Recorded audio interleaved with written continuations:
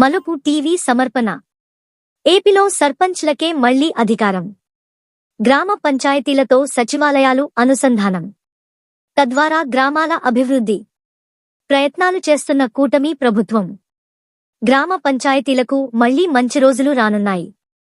సర్పంచ్లకు మళ్లీ అధికారాలు అప్పగించేందుకు కూటమి ప్రభుత్వం చర్యలు చేపడుతోంది. వైసీపీ అధికారంలో ఉన్న 5 ఏళ్లు గ్రామ పంచాయతీ వ్యవస్థను పూర్తిగా నిర్వీర్యం చేసింది.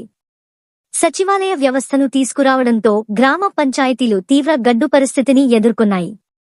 పంచాయతీలకు మంజూరైన 14-15 ఆర్థిక సంఘం నిధులను వైసీపీ సర్కారు ఇతర అవసరాలకు దారిమళ్లించేది. దీంతో పాలక వర్గాలు ఉత్సవ విగ్రహాల్లా మారాయి. అయితే రాష్ట్రంలో అధికారంలోకి వచ్చిన కూటమి ప్రభుత్వం పంచాయతీ వ్యవస్థకు మళ్లీ పూర్వవైభవం తీసుకురావాలని యోచిస్తోంది. సచివాలయాలను గ్రామ పంచాయతీలతో అనుసంధానం చేసేలా అడుగులు వేస్తోంది.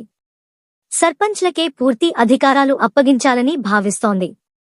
జిల్లాలో 30 మండలాల పరిధిలో 912 గ్రామ పంచాయతీలు ఉన్నాయి. వీటి పరిధిలో 647 సచివాలయాలు ఉన్నాయి. కార్పొరేషన్, మున్సిపాలిటీల పరిధిలో మరో 75 సచివాలయాలు, ఇచ్చాపురం 10, పలాస 16, ఆమదాలవలస 11, శ్రీకాకుళం 38 ఉన్నాయి.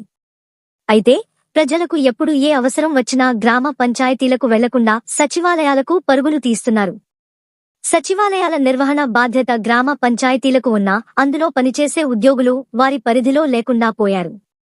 వాటి పర్యవేక్షణను రెవెన్యూ శాఖకు అప్పగించింది గత వైఎస్ఆర్సీపీ ప్రభుత్వం.